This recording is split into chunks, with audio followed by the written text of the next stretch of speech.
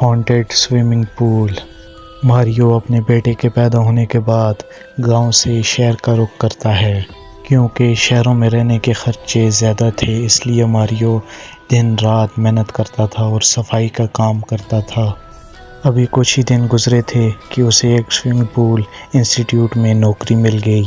کام کچھ خاص اور زیادہ نہیں تھا، صرف اور صرف رات کو 9-10 بجے کے بعد پول کی صفائی کرنی تھی کیونکہ اگلے دن 4 سے 5 early in the morning training ہوتی تھی، اور نوکری کے پہلے دن ہی اس کے ساتھ ایسا خطرناک ہونے والا تھا کہ اس نے کبھی سوچا بھی نہیں تھا، اور نہ ہی اس کو کوئی اندازہ تھا۔ وہ ایک امریکن کمپنی کا انسٹیٹیوٹ تھا، اس کے اندر بہت سارے سوئمنگ پول تھے اور اس میں بہت سارے لوگ کام کرتے تھے، اور پول نمبر 7 کی ڈیوٹی ماریو کو دی گئی۔ نوکری کے پہلے دن ہی ماریو اپنے ٹائم سے بھی پہلے پہنچ گیا، اور ٹائم سے پہلے پہنچنے پر اس کو تھوڑا ویٹ کرنا پڑا کیونکہ وہاں پر ٹریننگ سٹارٹ تھی۔ اس پول میں سب ٹریننگ کر رہے تھے، لیکن ماریو اچانک دیکھتا ہے کہ کونے اندھیرے میں کھڑی ایک لڑکی جو کہ صرف اور صرف پانی کو گھور رہی تھی۔ ماریو اسے دیکھ ہی رہا تھا کہ اچانک پیچھے سے پول کا مینیجر آ گیا، اور جب ماریو پلٹ کر دوبارہ اسی لڑکی کی طرف دیکھتا ہے تو کیا دیکھتا ہے، وہاں پر کوئی لڑکی نہیں ہے، بلکہ پول کے آس پاس بھی کوئی ایسی لڑکی موجود نہیں تھی۔ ماریو کو بے حد عجیب لگا کہ کوئی لڑکی 2 سیکنڈ سے بھی کم وقت میں یہاں سے کیسے نکل سکتی ہے۔ اس کے بعد مینیجر ماریو کو کام سمجھانے لگا، اور کچھ ہی دیر بعد ٹریننگ بھی ختم ہو گئی اور ماریو نے پول کی صفائی کرنی شروع کر دی۔ رات کے تقریباً 12 بج رہے تھے، اس کے علاوہ پول ایریا میں کوئی بھی نہیں تھا۔ ماریو جب صفائی کرتے کرتے تھکتے ہوئے پول کے دوسرے کونے کی اور گیا، ماریو کی اور سامنے گئی تو وہاں پر سامنے ایک پرچھائی کھڑی تھی، اور اس وقت پول کے آس پاس کوئی بھی نہیں ہوتا، اس لیے یہ بات تھوڑی عجیب تھی۔ ماریو نے پوچھا کون ہو، پر اس پر اسے کوئی جواب نہیں ملا۔ پھر ماریو زور سے کہنے لگا کون ہے وہاں پر؟ کوئی جواب نہ آنے کی صورت میں وہ اپنا کام چھوڑ کر دروازے کی اور جانے لگا، اور جیسے ہی وہ قریب پہنچا تو وہی لڑکی جو کہ پول کے پاس کچھ دیر پہلے کھڑی تھی دروازے کے پیچھے سے نکلی اور سامنے کی اور بھاگنا شروع کر دیا۔ ماریو بھی اس کے پیچھے بھاگا، لیکن وہ لڑکی نہ جانے کس جگہ غائب ہو گئی۔ باہر بیٹھا ایک گارڈ اپنی نیند پوری کر رہا تھا، ایسے میں ماریو اس کے پاس گیا۔ ماریو اسے اٹھا کر اس لڑکی کے بارے میں بتانے لگا، ایسے میں سیکیورٹی گارڈ بھی ہڑبڑاہٹ کے ساتھ اٹھا۔ وہ اس لڑکی کو پورے انسٹیٹیوٹ میں تلاش کرنے لگے، لیکن وہ لڑکی انہیں کہیں پر نہیں ملی۔ اب رات کے 1 بج چکے تھے اور صبح کی کوچنگ کے اسٹوڈنٹ ابھی 1-2 گھنٹے میں آنے والے ہوں گے، اسی لیے ماریو اپنے کام پر واپس لگ گیا، اور کام کرتے کرتے اچانک اسے پانی میں کسی چیز کے ہلنے کی آواز آئی۔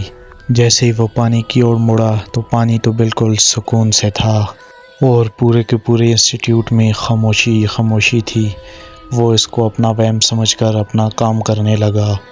پول کے آس پاس کا فرش صاف کر کے وہ پول کی طرف مڑا اور آخری بار یہ چیک کرنے لگا کہ آیا پول صاف ہوا بھی ہے یا نہیں، اور وہ جیسے ہی پول کی طرف دیکھتا ہے تو کیا دیکھتا ہے کہ وہاں پر ایک لڑکی پول کے درمیان میں تیر رہی ہے۔ اس کا جسم پوری طرح سے سفید پڑا تھا، اور اس لڑکی کے بال دھیرے دھیرے پانی کے اوپر آ رہے تھے۔ یہ اسی لڑکی کا جسم تھا جس کو ماریو نے تھوڑی دیر پہلے دیکھا تھا۔ ماریو بہت زیادہ ڈر گیا کیونکہ اس لڑکی کی لاش اوپر کو آ رہی تھی۔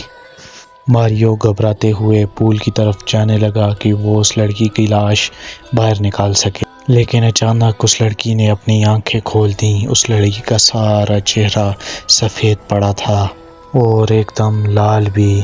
ماریو اسے دیکھ کر ایک دم گھبرا اٹھا، اور ڈر کے مارے اس کا پیر پھسل گیا اور وہ اسی پول میں جا گرا۔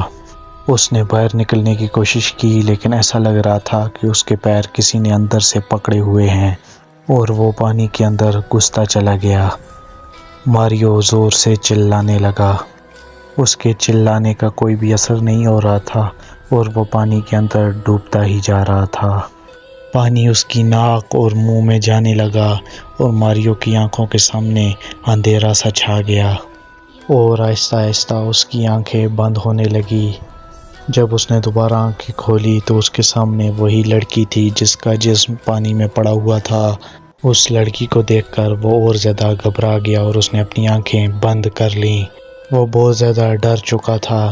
اس نے جب کچھ دیر بعد دوبارہ اپنی آنکھیں کھولی تو اسے یہ احساس ہوا یہاں پر سیکیورٹی گارڈ اور صبح کے آنے والے اسٹوڈنٹ کھڑے تھے اور وہ لڑکی دور دور تک کہیں نہیں تھی۔